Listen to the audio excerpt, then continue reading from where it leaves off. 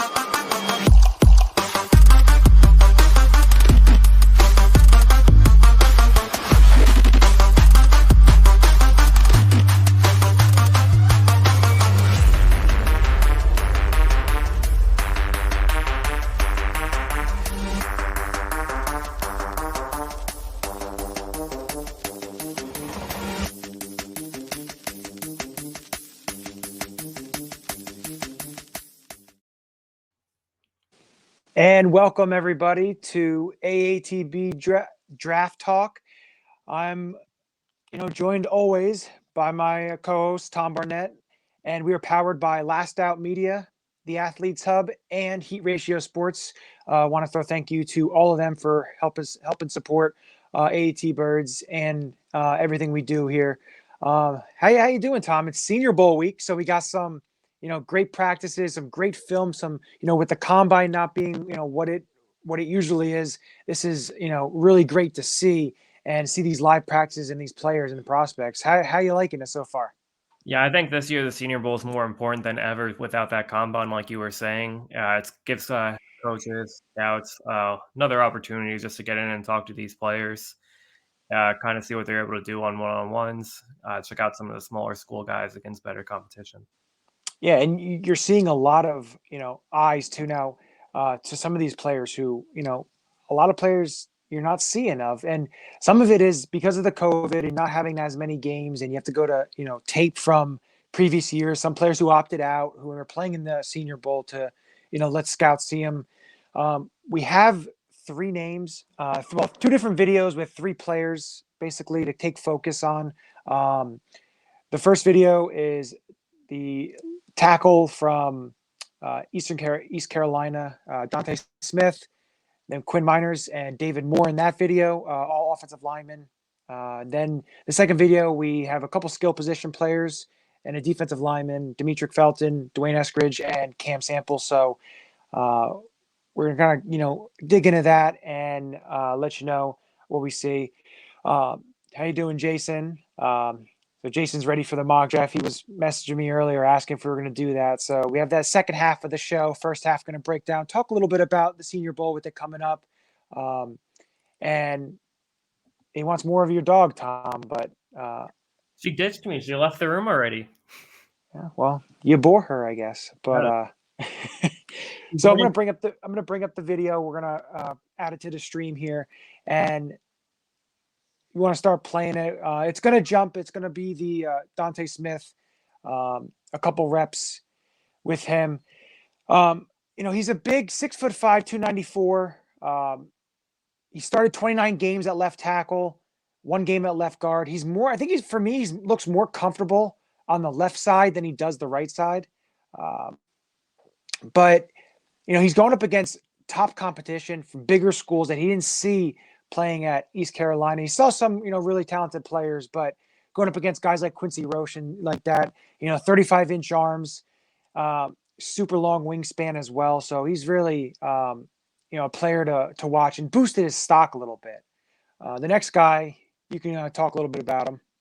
Quinn Miners has had himself a great week. Offensive guard, he's been lining up a little bit at center even this week at the Senior Bowl.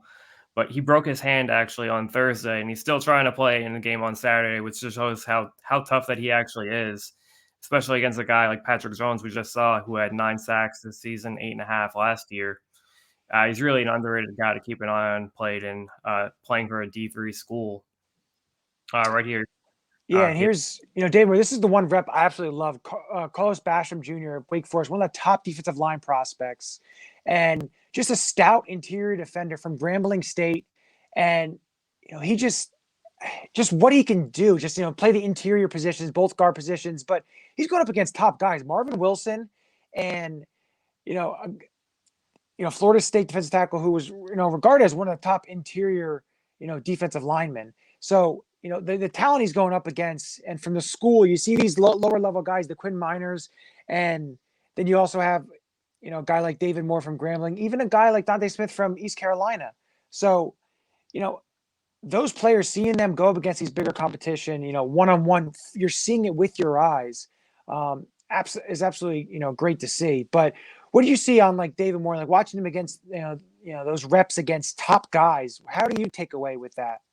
Yeah, I thought he looked impressive, especially against Basham. Basham's a guy I'm really high on. I thought he was a monster last season. He kind of dipped a little bit this year, but it's really more because guys were just double teaming him. I mean, last year he had 60 pressures, 11 sacks.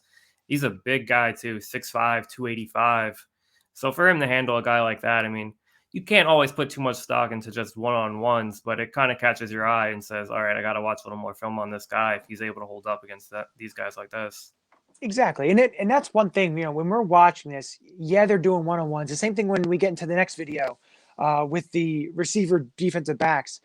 You're not too much looking at you are looking at what they do, but the other thing you're looking at their foot placement, you're looking at their footwork, their hips, how they turn, how they run routes, like with these linemen, how they set their feet, how they come out of their breaks, the defensive linemen, how they attack the offensive linemen. There's a whole bunch of different things you look at. You don't just solely look at he beat him, oh, he stinks. You look at, everything into it, where they can fit, how they look on that side to how they look on the right side to how they look on the left side. So there's a lot that we look into when you break down the tape and look at certain things when you're doing one-on-ones, because you're not placing everything on strictly one-on-ones. But if you're seeing, like you stated, if you're seeing something that catches your eye in a one-on-one, you go back and you look more at the film and take notice on certain tendencies or certain things that they do, and that could translate to the NFL level.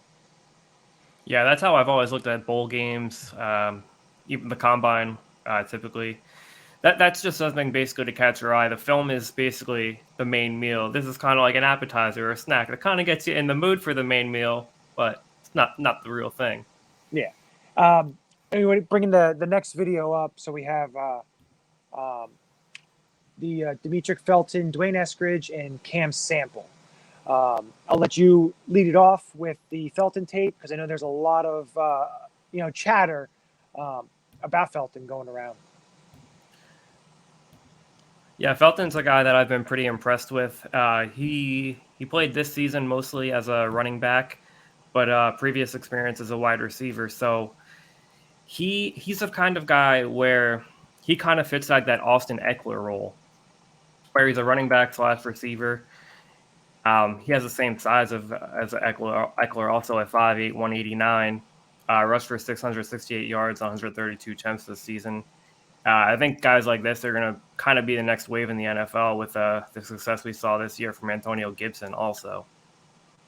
Yeah, and the one thing I see, like with his reps, from the Senior Bowl, there was a guy a couple of years ago from the Senior Bowl that really shined, was Terry McLaurin. But we can get into that. You want to go over Eskridge a little bit here? Eskridge is another guy. I've been high on him for a while, if you've been following our show. But he had a fantastic week. He didn't practice the last day just because he's kind of made that much of an impact. But he's a guy who went from being undrafted to Todd McShay is saying he might even be a first rounder at this point. And, coming up with the next guy, Cam Sample here against a guy like Trey Smith, who's been dominating. It's just the one thing I noticed with him is constant the motor, but his aggressive hands and how he uses his hands. And, going up against, that's David Moore, who was having a good a good practice, but just what he did and his quickness off of the snap. And he's not the biggest guy, almost 6'3", 274. Plays a little inside, maybe a little bit outside, depending on what kind of scheme, what kind of defense you run. But though his hand placement and how he uses his hands and his the motor, and you could see that, playing for Tulane, 20 and a half tackles for loss, 10 and a half sacks. To me, he screams that he can fit in any system, but basically what it is you can't say he's going to need to be this certain player. He's going to fit. You're going to need to mold him into kind of what he does best. So for me, if it's on a pass rush situation, placing him inside on the guard or on the center, something like that can benefit him. But my point I was bringing on Felton when to start is almost like how Terry McLaurin had a great week at the Senior Bowl. Now, he played for Ohio State, so he played for a big program. But Felton kind of gives me those type of vibes where the way he runs the routes and what he does. But the Austin Eckler comparison was a great one that you had there. But what's your thoughts on? We'll go to Felton. What's your thoughts on Cam Sample, the last clip that we saw? I wanted to say one more thing about Felton. I saw a tweet go out about the fastest wide receivers that were timed. Felton was actually third behind Frank Darby and Kadarius Toney. Darby was number one, which kind of caught me off guard. So you say that with Darby, and that's funny because last year, watching, I think it was Arizona State, Oregon, and everyone was talking Brandon Ayuk.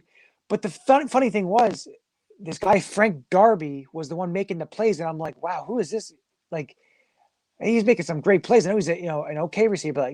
So I looking him up. Oh, he has another year. Oh, and unfortunately with COVID and everything, it didn't get to show really what he could do. But for me, Brandon Ayuk, for me last year really came on the scene late. His combine helped him. His started to rise, and he wound up getting late in the first round to San Francisco. I think Darby could have that kind of a rise. I'm not saying he's going to be in the first round, but he's going to rise up boards. Then a lot of people had him in the, maybe in the late third, into the fourth round, maybe fifth round range. But I've stated when we started the show, I think this wide receiver class could be just as good as it was this past year. And that's saying something because the ones that came out this year, the pretty stacked and pretty really impressive class. Yeah, I agree with you there. There's basically in every round, I mean, there's talent all the way probably through the sixth. Yeah. And, another guy with Felton, he had some great reps, but going up a guy, a guy Thomas Graham from Oregon, who's another guy that, impressed, had a couple decent reps against Felton. But my thing with it is the one-on-ones and what you're seeing. And I know a couple of the ones that we didn't get on film or get, tape on. One guy that Chris, the last episode, talked about was DJ Daniel. And he talked about him and, how he shut down Chase, everything. Well, he talked the talk when he talked to Chris, and he surely walked the walk this week because he was looking very good, locked down, getting his hands on the receivers, and very impressive, I may add. Yeah, he looked good all week too, and even the measurables came back good. 81-inch wingspan, best among any corners at the Senior Bowl. So that's another thing he has going for him. He's a big guy. Yeah, and especially almost 6 foot, but 81-inch wingspan. So that's huge for a cornerback. And for me, I look at it this way because looking at the the cornerback class and the way I think Jonathan Gannon's going to run the defense for the Eagles, if I want to kind of spin it a little bit towards Philadelphia here. What did Indianapolis do? But they went after longer corners, bigger corners. And there's a lot of that in this draft. So the Eagles can get a couple of those players that fit the scheme that, supposedly they want to run, which I'm all for and okay with. There's another guy that I like, and he's not a super highly rated guy, but from Minnesota, Benjamin St. Justy. I think he's another guy, 6'2", 6'3" range around there, long arms, something like that. And Those kind of corners I like to see, like a guy you can get in the later rounds or something like that. But what do you think of, like, we'll talk a little bit about the cornerback and the safety positions this week, because there's been a lot of surprising and some big names. Yeah, for corners and safeties, if we're gonna talk safeties now, I'm a big fan of Richie Grant. Yeah, I was going to say, I was waiting for you Yeah, to bring him up because I know he really um, impressed you, because I know you posted something about him and he's been pretty impressive. yeah. I mean, he's one of those guys where I thought he was pretty good like heading into this. This made me take a second look. He's he's probably like top three corners at this point. I'm not corner, top three safety at this point. Kind of a weaker safety class though. Yeah, and so some of the safeties that are here are more the mold of, I don't want to say extra linebacker, but a more down in the box. There's a couple of those guys. Diablo from Virginia Tech. He's a bigger guy. I think he's like 6'3", 213. He weighed in at. But watching some of his tape, he did struggle a little bit, out on the island with covering. But um, for me, like seeing his size and everything, and a player like him, and even um, a player like Richie Grant, who's if you watch him, if you watched him play on his game tape, he's all over the field, and he's a guy that I think raises stock a little bit. Is there any other defensive backs that you like that you thought raised their stocks, or if somebody that you saw that maybe kind of disappointed you a little bit, that you thought was going to be a little bit better? Well, he kind of disappointed me the first day. Hamza Nasireldin.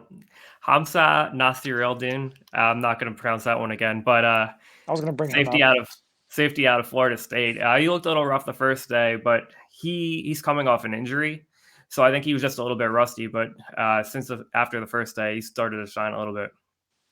Yeah, and Donald has a question here. Who improved their draft stock the most this week? You love seeing the videos. I tried posting some highlights, one-on-ones, and some players that we showed, undervalued players to kind of get your eye on, some players not highly talked about. But who'd you say, improved improved their draft stock the most? On the offensive side of the ball, I'd go with Quinn Miners, just because he's honestly a D3 guy, probably looking at 7th round undrafted. Now they're talking about him as one of the top interior offensive linemen. So I'd go him on the offense with just a great week. What about you on defense? So on the offense, I'll touch the Quinn Yeah. Miners definitely. I think a guy that solidified his stock as one of the best interior players is Trey Smith from Tennessee. I know there's a lot of Deontay Brown love, bigger guy and big interior offensive lineman. But talk about the defensive side of the ball. DJ Daniel. I know we talked about him, but unbelievable. The week of practice he had, and just showing, what he can do. And unfortunately, he got hurt. So, but he's super, rising up. He was supposed to be like a later round draft pick, and he's rising up boards, and definitely a player to watch. Definitely a player I would absolutely love to see the Eagles take. But another player I know. What do you think of Nico Collins from Michigan? I know A2D Tville is bringing him. I know it's a player that he really liked.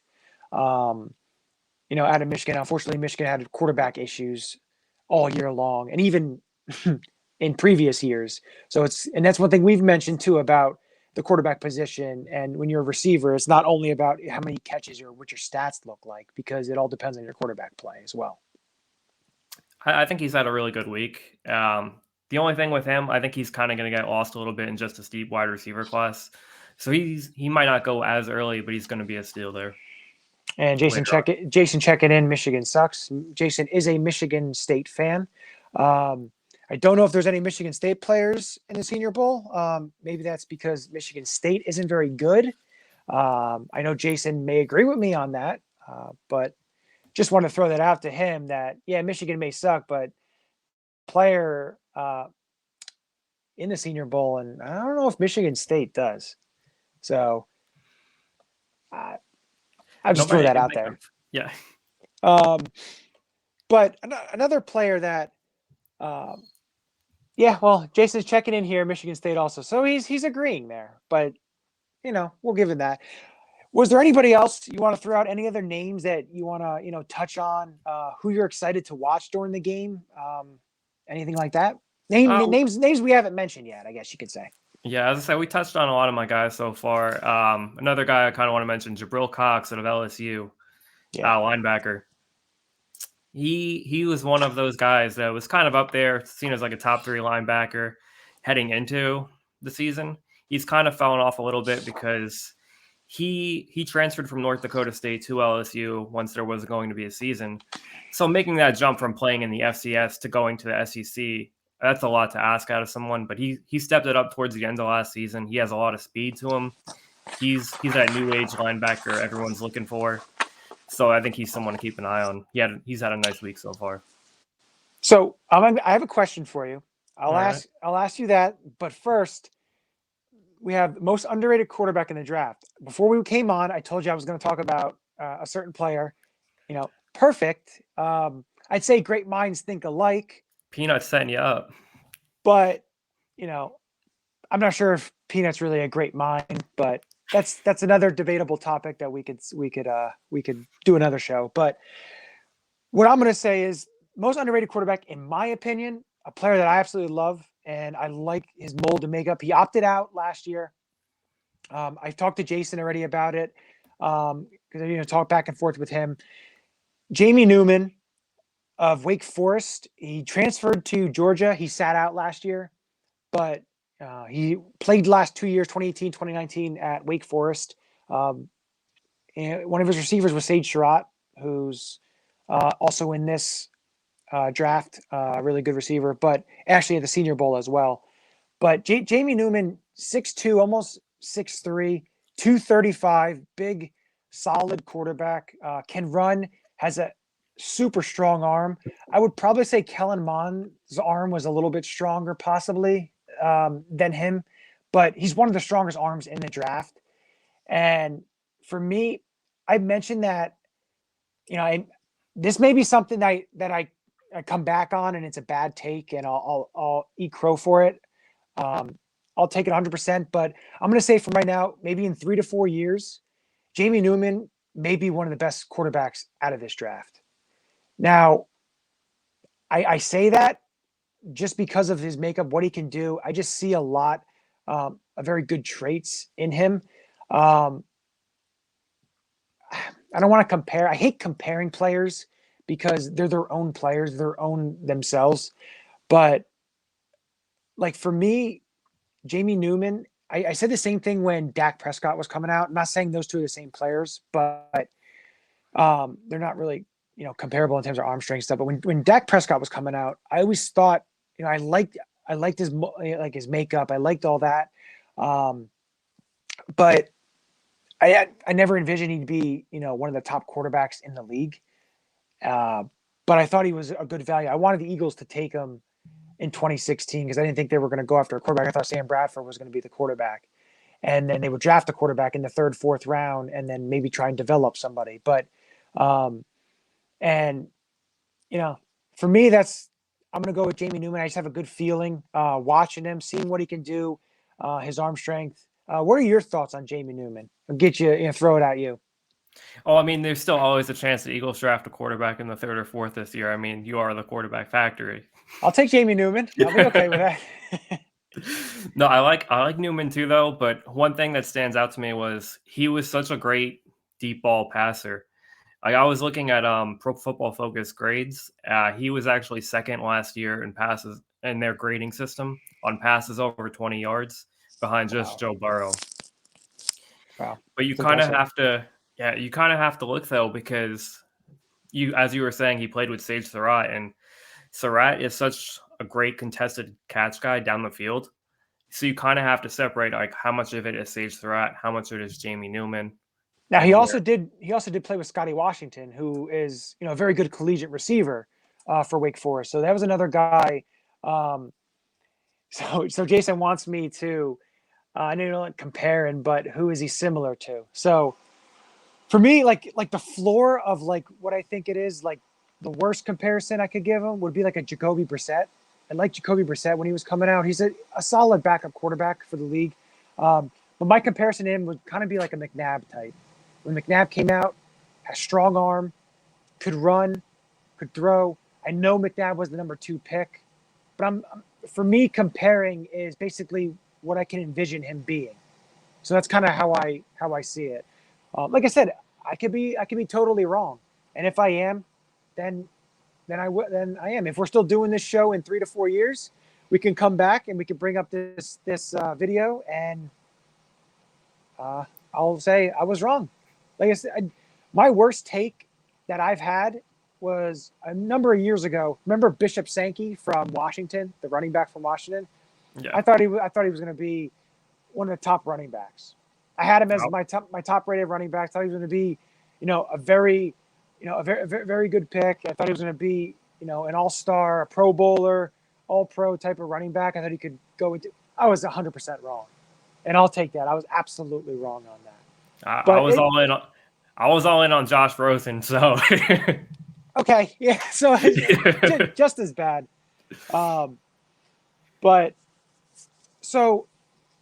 Any parting thoughts on, talking about the Senior Bowl? Anything, last remarks you want to bring up? And, who hurt their draft stock, if anybody did? I'd say if anyone did, probably Sage Surratt's brother, actually, Chaz Surratt, linebacker. He's a guy, I just didn't like how he came in with his measurements. Only 30-inch arms, which there's actually no linebacker in the league with arms that are as small as his.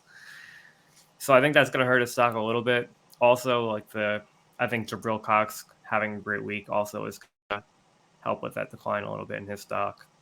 Yeah, and for me, like disappointment, I'm not going to say he's going to drop or anything, but the whole Devontae Smith not, getting measured or weighed in, and a lot of people putting out there that he weighs around 164. So if he's like 6 foot 6'1", 164, I understand sometimes size doesn't matter because you have smaller guys. And I see people trying to compare Steve Smith and, Darren Sproles and all these smaller guys. But what you have to realize is Steve Smith was 5'9", but he was 185 pounds, 190 pounds. That's not small. He was muscular built, thickly built. And I don't want to say that he's going to be a bust in the NFL because he could go on and have like Deshaun Jackson, because Deshaun Jackson is 5'11", 175 when he came out. He was rail thin, but Deshaun Jackson also was a second-round pick because he had other things that was coming up. But the other thing is if you're drafting him 3rd, 4th, 5th, 6th, you're drafting him top 5, size can be a little bit concerning. But hopefully he adds some weight as pro day. He weighs in at 170 or 175 or something like that. Then may help a little bit. But I feel like a lot of scouts are going to take that and they're going to put it as a negative, unfortunately. Even though he had this superb Heisman Trophy season, excellent season. For me, it's just it's gonna be a concern, especially if he's that high. If he was a second round guy, I'd have no problem with that. I would be like, I don't care. But top 5 pick, that's a little concerning. I know you and I spoke a little bit about it. Yeah. And you got to think, he's been at Alabama now for 4 years. He's had all this time to put that weight on. They're basically an NFL training staff there at Alabama. So if he hasn't done it yet, will he be able to do it at the next level? Yeah. And, it wraps up with the Senior Bowl. Yeah.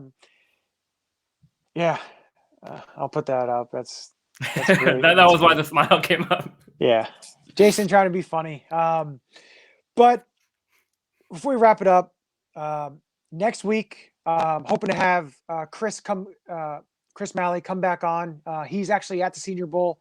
Virtually able to get all the film, in depth, getting interviews and everything. So we're going to get his breakdown on the practices, but also get breakdown on the game. So it's going to be good to have him on to be, back and forth, get a little bit of feedback on the Senior Bowl. Because, like I said, the Senior Bowl right now is the biggest week for the draft because with no combine, just basically being all pro days, This is basically the quote unquote combine of the draft season right now, with free agency coming up and the draft then coming up too, and all these pro days.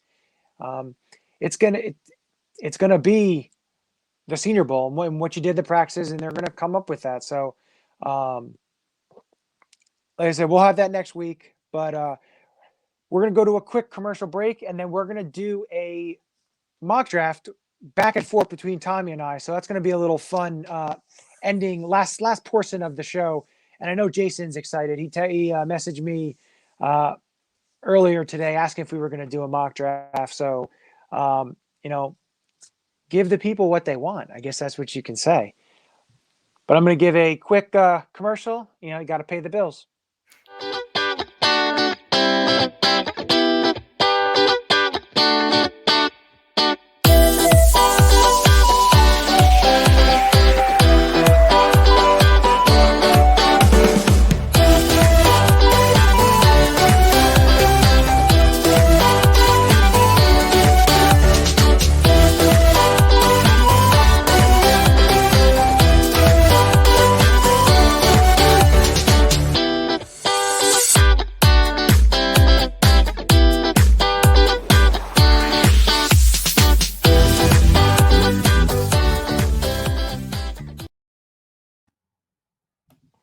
All right, and we're going to get this loaded up. So we're going to go pick by pick. Give a little short tidbit about the player we're picking.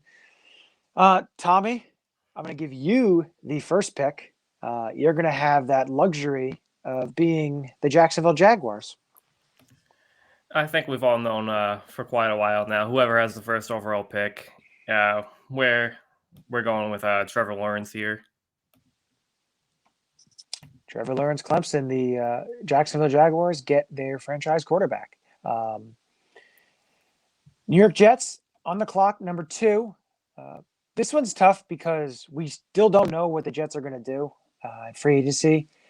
But I'm going to throw a curveball here, and I'm going to go Penei Sewell. I had a feeling you were going to do that. Why not? Why not make it fun? I'm going to throw a little curveball in there because it takes away from Miami going for the tackle and also the Bengals for a tackle. Now, we're not going to do any trades. I don't think we should propose any trades. Just kind of go off the list. Unless you wanted to. Do you want to do some trades or? Nah, I'm good leaving trades out. All right. So Penei Sewell, I did that because now you give your bookend tackles, because I have a feeling, this pick may be traded, but that's just on me. So Miami Dolphins at number 3, which is Houston's pick, which Miami gets because of the Laramie Tunsil trade. Now, with this pick, I'm assuming that they keep Tua. They don't make a trade for Deshaun Watson. I go and I give Tua a little bit of help. I get him Jamar Chase. I still like him as the best receiver over Devonta Smith. I think he'll fit in there well in Miami. So, Jamar Chase gets that receiver. It's another throw. So this mock's going to get a little funky here. Definitely after I make this pick, Atlanta Falcons at number 4. They're going to go with, you know what?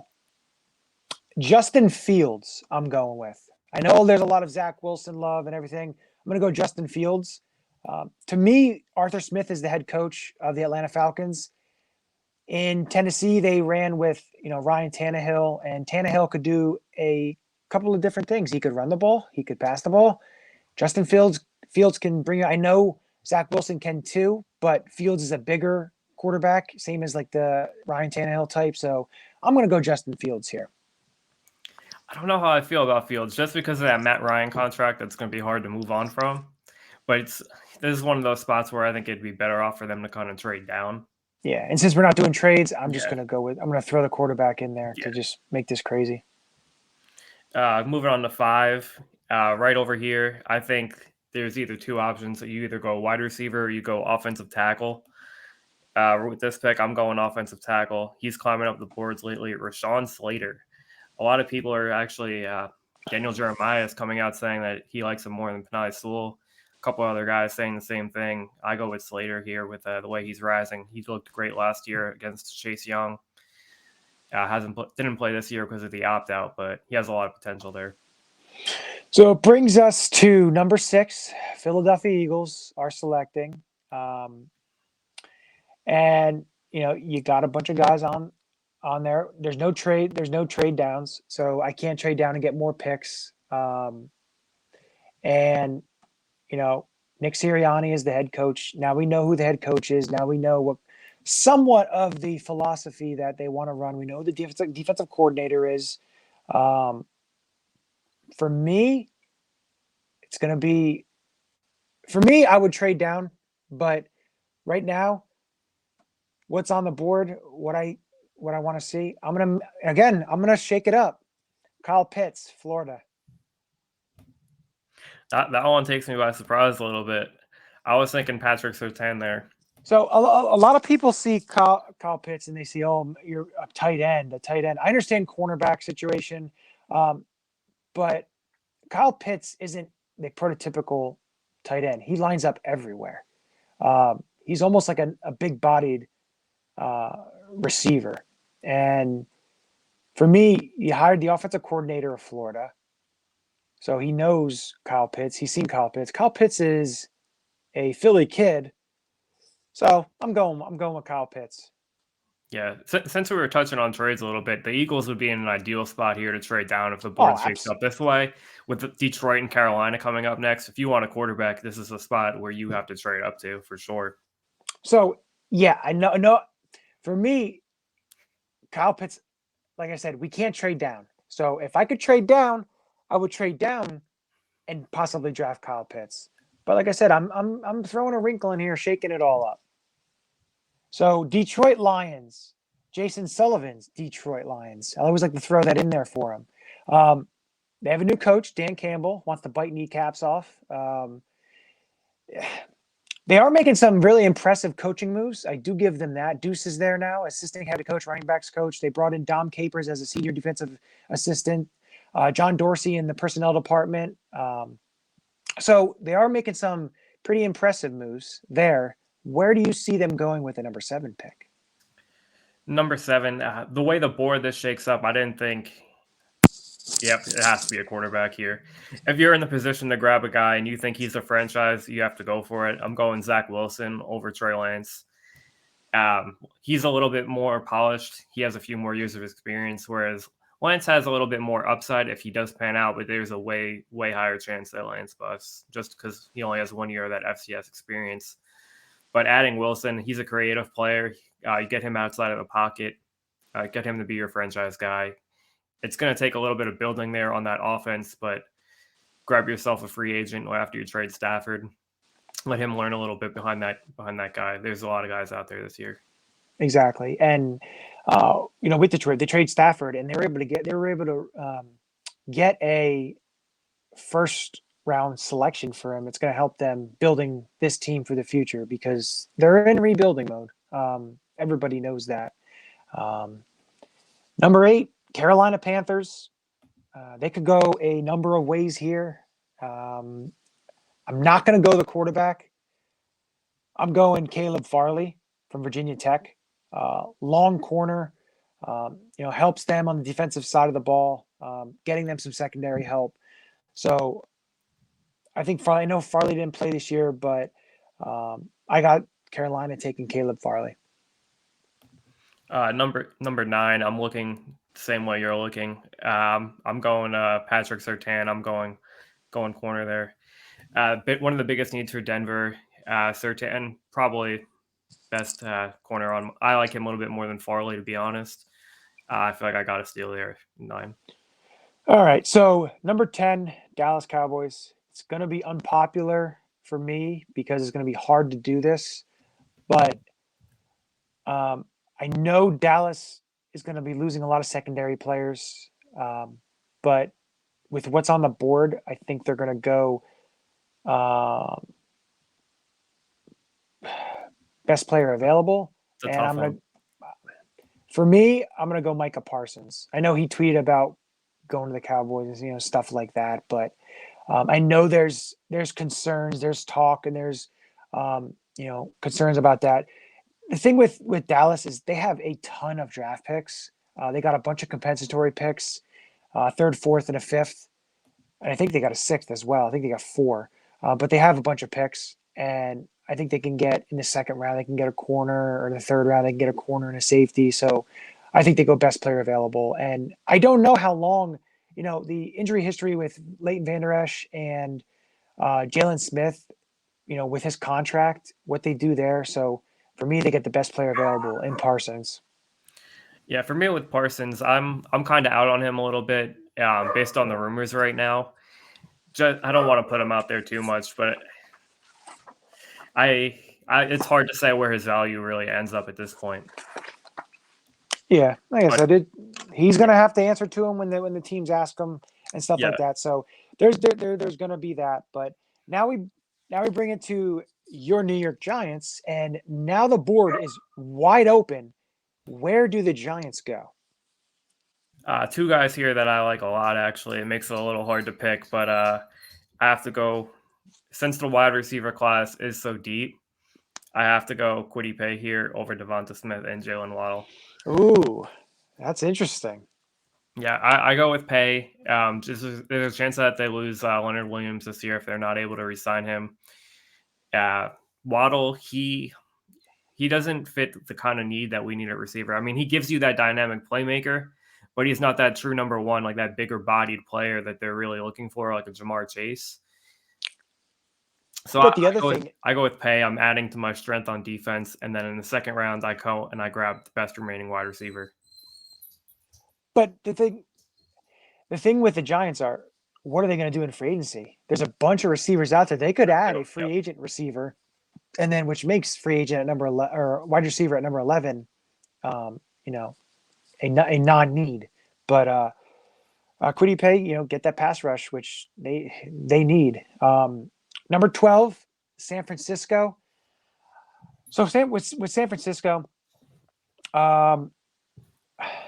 for me, like I know quarterback is a big thing here, and what I'm gonna do is I'm gonna go J.C. Horn.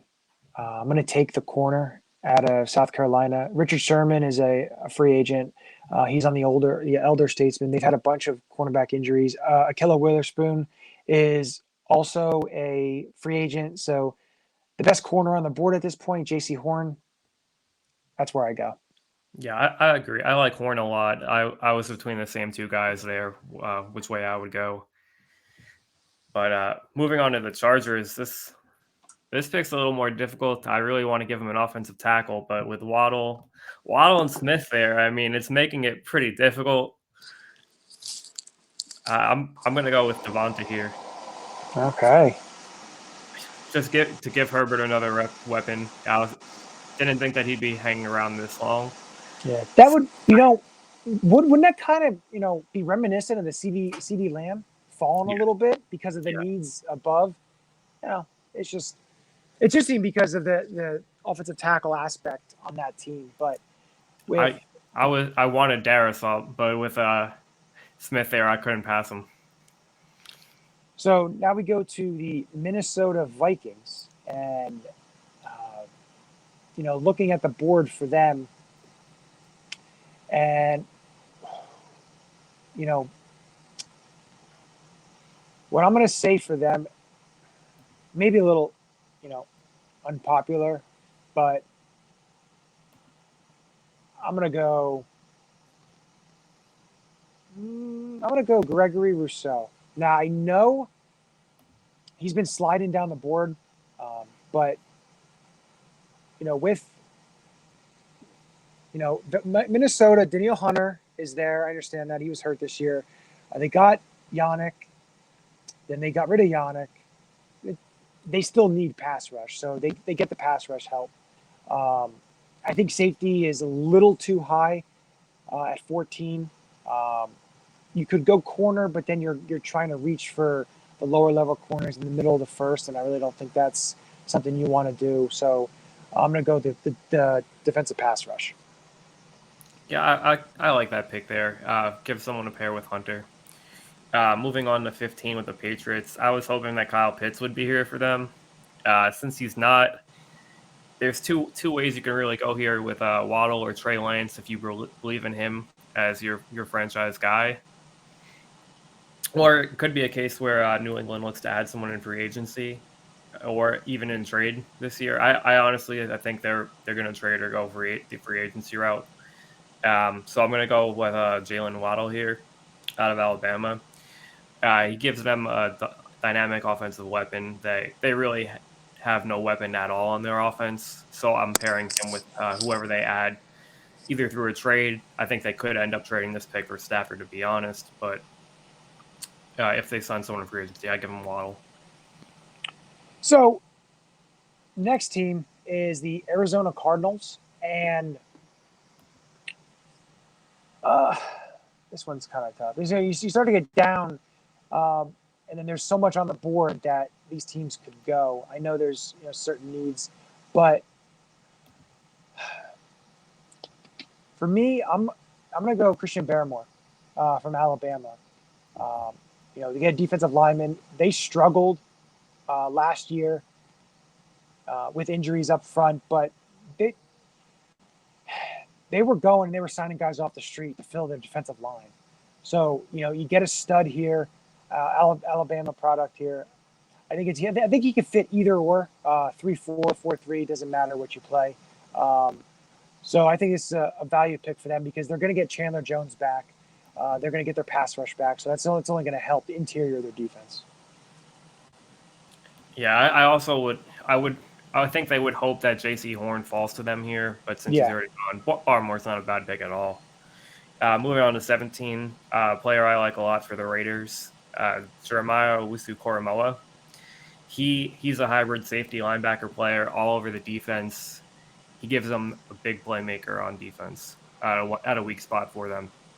Yeah, and the funny thing was, Mike Mayock, I don't know if you saw the interview, was talking about the defense and that there's nobody on the defense that another team game plans for.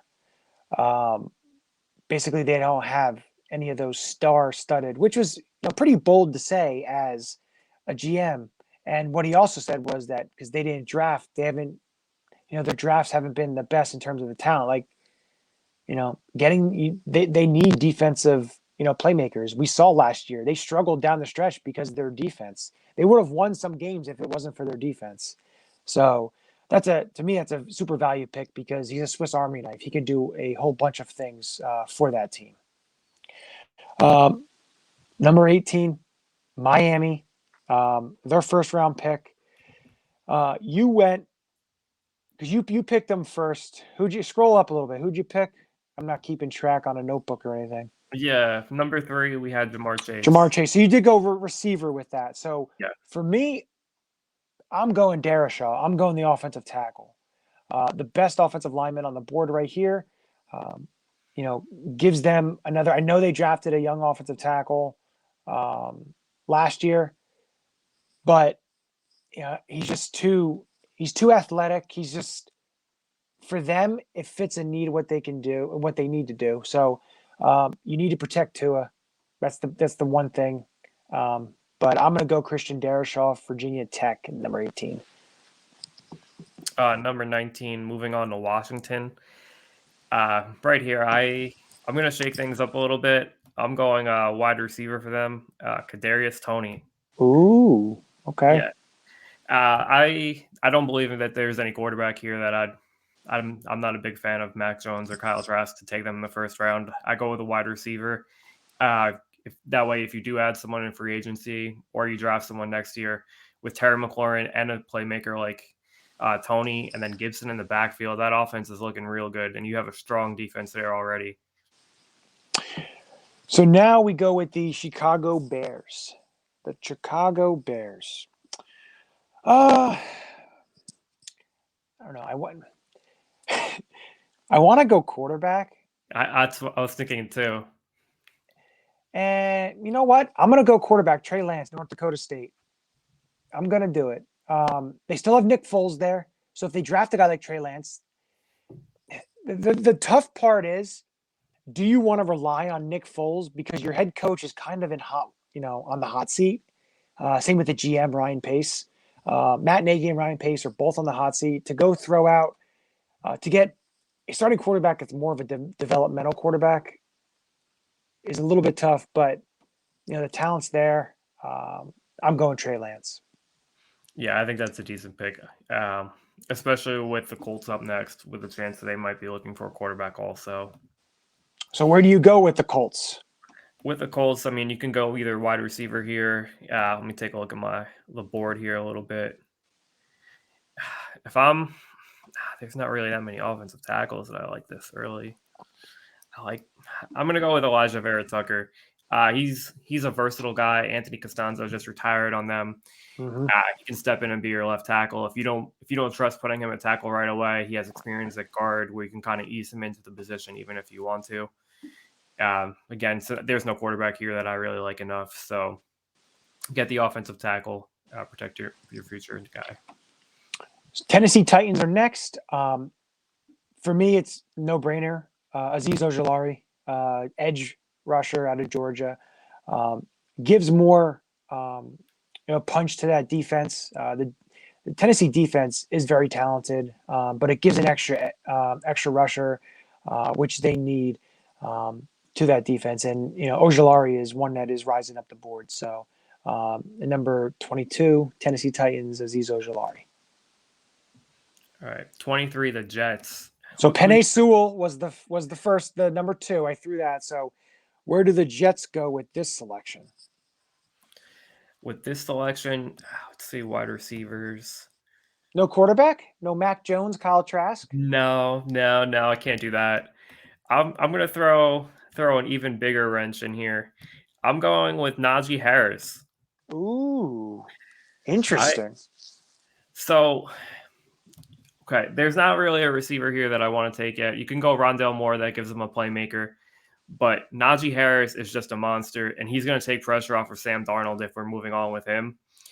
He's shown that he can be a powerful back. He's shown that he can be a receiver. He's the full package. You got your strong offensive line with Sewell and what's his name? The guy from Louisville today. Mekhi Becton. So you have that strong, powerful offensive line. You get a strong, powerful runner. You transform that offense. Even if Darnold doesn't work out, you've got a great setup for the next guy coming in. Yeah, and the tough part is, look, you took Najee Harris, and number 24 is the Pittsburgh Steelers, who most likely will be looking for a running back because James Conner's a free agent. They have Jalen Samuels and Anthony McFarland. Those aren't starting. Benny Snell, so they need a running back, and you take Najee Harris in front of them. So right there, that hurts them a little bit. I'm gonna go a little bit different here, and I'm gonna go Mac Jones. So almost like the Jordan Love. Now it may be a little bit too early to pick him, but Ben Roethlisberger is, 38. How much time does he have left?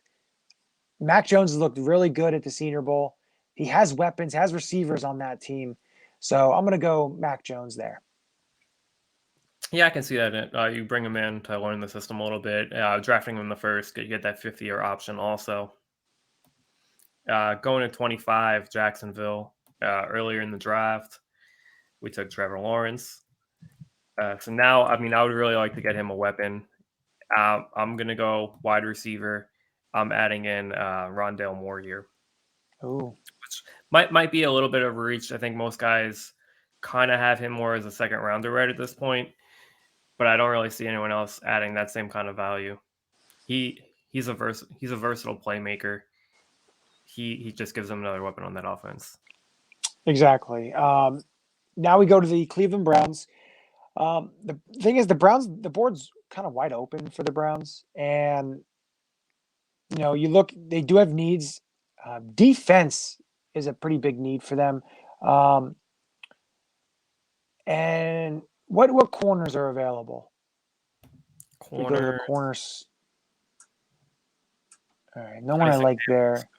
So go over to, you know what?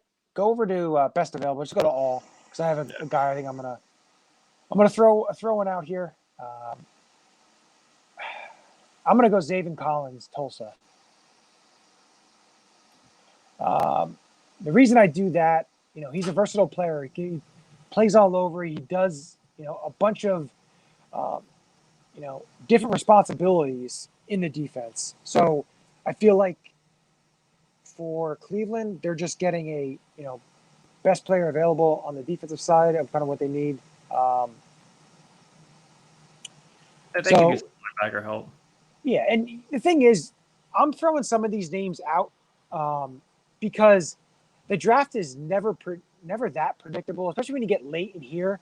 Anything can happen. You see names coming up that you scratch your head and think, oh, that guy wasn't a first, second round. I'll give you two Eagles examples. One was back in 1997, the Eagles drafted John Harris, who a lot of people thought was a third, fourth round pick. They drafted him in the first round at number 25. And then they drafted in 2014, they drafted Marcus Smith, who a lot of people thought was a second round pick, that they just, they drafted him. So things like that happen. People don't think, guys get picked. So that's why I'm going a little out of the box here. So now you have 27, the Baltimore Ravens. Now, did you see what Orlando Brown tweeted? That he is a left tackle. That's what he tweeted. They just paid Ronnie Stanley big money, and Orlando Brown played right tackle. So that's a little interesting. I'll throw that little tidbit out there. Not saying they drafted offensive tackle, but just throwing that out there for you. All right, I'm gonna pause for 1 second. One of our viewers here wanted to scroll to one and go back down, so I'm just gonna go through the draft board again real quick. That way you can kind of see where just a little recap of where we've picked so far, just in case anyone missed out on any of the earlier picks. And then when we're finished, we'll recap. Okay. We'll go through each one of the picks that we made. So now you have the Baltimore Ravens at 27. With the 27th pick, I'm looking more for a pass rusher here for Baltimore. There's two guys I kind of like here. Jason Owa out of Penn State, physical freak. He doesn't really have that production that you'd see out of a first rounder, but the traits with him, the speed and athleticism. I'm going to go with Jalen Phillips, though, out of Miami. He was a former 5-star recruit, was injured most of his time at UCLA, transferred to Miami this year, and has had a fantastic season.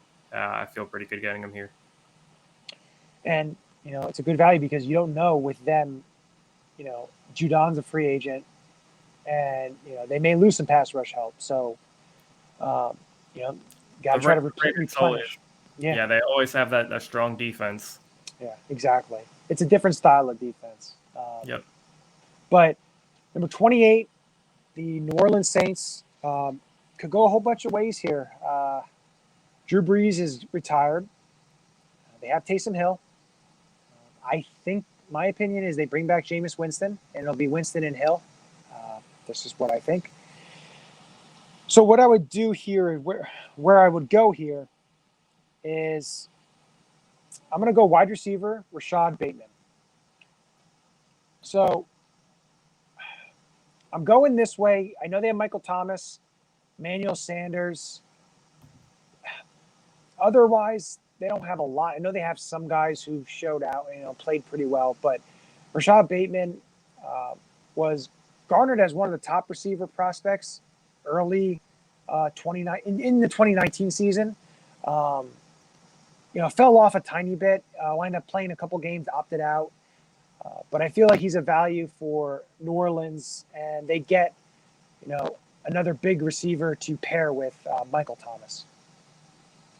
Yeah, that was actually going to be my pick for Green Bay. So I'm looking around a little bit here. Do they go quarterback again? I mean, they could. I mean, Rodgers is pretty angry. That's interesting. It's an interesting tidbit to bring up. Is talking about that Aaron Rodgers, and it's another thing we'll watch the offseason. Like we stated, the quarterback, conundrum all over the league. You're going to have a lot of quarterbacks changing places, and it could be unprecedented. So I'm not sure Aaron Rodgers goes anywhere, but where do you see them going with this selection? Yeah, I was gonna say even if I don't think Rodgers will go anywhere, but if he does, you have to stick with Love. I mean, just to give the kid a shot, see if he does have anything. Take a look at the wide receivers real quick. See if there's anyone other than Baton. I think it's a little early for the receivers, and you're looking. Yeah, Because sure. if you also think about it, cornerback position, Kevin King's a free agent, and who knows if they even want him back after that dismal performance in the NFC Championship game.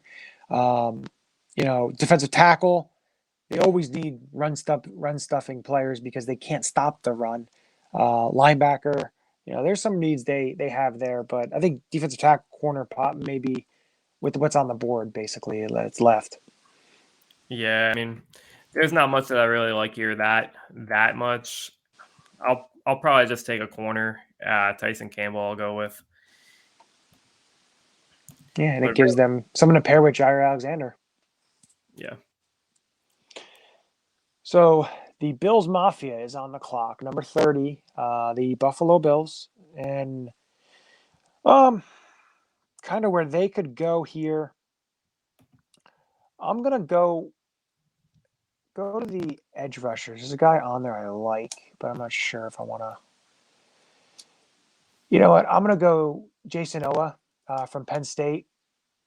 A very high ceiling, a little bit of a raw player, but has all the measurements, has all the tools, has the speed. Playing at Penn State, he played early, so he got a lot of seasoning playing with them.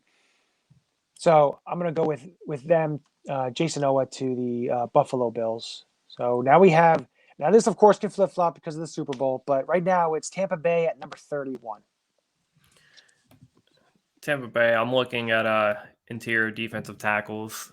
We actually didn't touch on him, but he's had a great week at the Senior Bowl actually, and has helped his stock a lot. I wouldn't be surprised if he goes in the first round. Levi Onwuzurike. I think he's a good interior defensive tackle. I think Tampa Bay is going to be in the market for one, not knowing if Ndamukong Suh is going to return next season. So I add him here.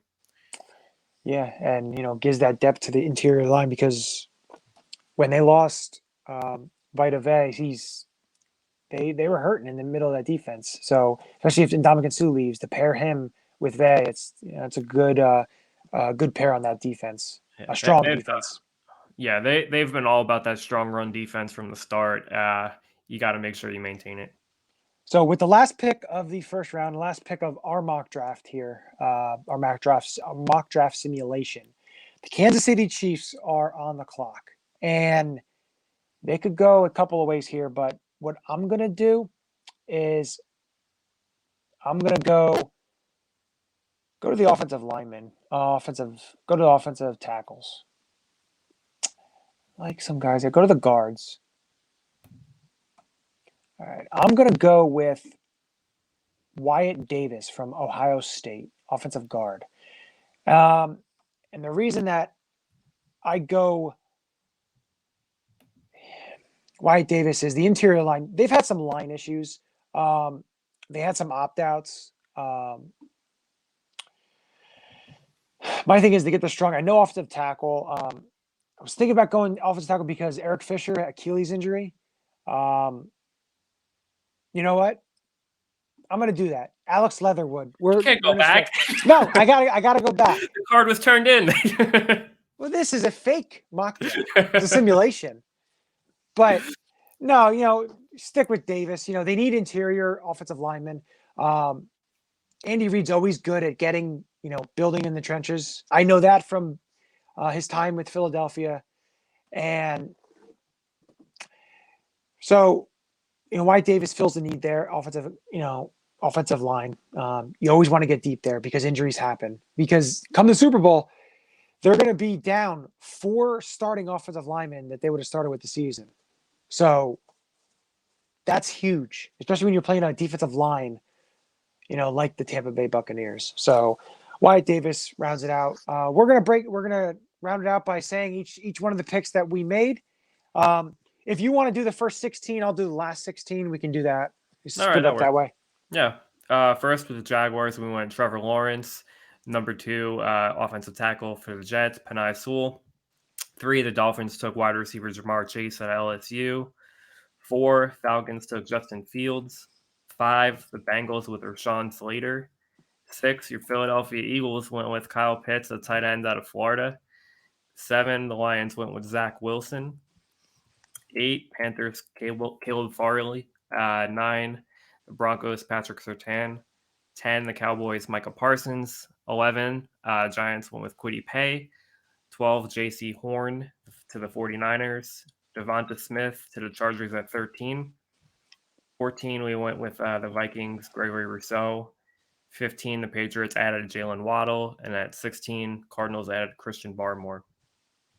And then number 17, the Las Vegas Raiders added JOK. That's how I'm going to say it. I'm not going to flub it because I can see, but I can't see it totally. Yeah, it's a little small on my screen. But number 18, the Miami Dolphins went Christian Darrisaw out of Virginia Tech, offensive tackle. 19, Washington football team went receiver out of Florida, Kadarius Toney. Number 20, the Chicago Bears went Trey Lance, quarterback, North Dakota State. Number 21, the Indianapolis Colts went Elijah Vera Tucker, offensive tackle, USC.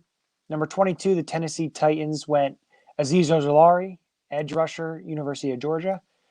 Number 23, the New York Jets selected running back Najee Harris out of Alabama. Number 24, the Pittsburgh Steelers selected Mac Jones, quarterback out of Alabama. Number 25, the Jacksonville Jaguars selected Rondell Moore, wide receiver, Purdue. Number 26, the Cleveland Browns selected Xavier Collins, linebacker, Tulsa. Number 27, the Baltimore Ravens selected edge rusher Jalen Phillips out of the University of Miami. Number 28, New Orleans Saints, wide receiver Rashad Bateman, Minnesota. Number 29, Green Bay Packers selected Tyson Campbell, corner, Georgia. Number 30, Buffalo Bills, defensive end Jason Owa, Penn State. Number 31, Tampa Bay selected Levi. See, I'm going real close because I can't see. That's a hard one to pronounce. Oruakabri. I can't even see it to pronounce it. I pronounced it like right once or twice, and then I forgot how to pronounce it. Yeah. Defensive tackle out of Washington. My apologies for butchering the name. Coming from a person who gets their name butchered all the time, I do apologize. 32, Kansas City Chiefs finish it out with offensive guard at Ohio State, Wyatt Davis. So, the fun little mock draft, after talking a little bit about the Senior Bowl. So, we'll get to doing some Eagles mock drafts in the coming weeks. We'll even do a Giants mock draft as well for Tom. Maybe we'll have Jason on, let him do a Detroit mock draft. But it was fun. Something thrown out there, something we could do. But got the Senior Bowl coming this week. I'm excited to watch and have Chris on next week. But I want to thank everyone for tuning in, everyone for commenting. We appreciate the support. Once again, we are powered by at Last Out Media, at Athletes Hub, and at Heat Ratio Sports. We want to thank all of them for supporting us and everything. You can follow Tommy at TBarnett91. You can follow myself at JohnnyU9322. But like I said, I just want to say thanks to everyone, and just going to play some information on the shows coming up this week. The last tidbit I will say is starting February, starting next week, we are switching to Saturday nights. So make sure you tune in on Saturday nights. Tom and I will be doing the draft show, changing it up here. So just make sure you tune in. And thanks for joining.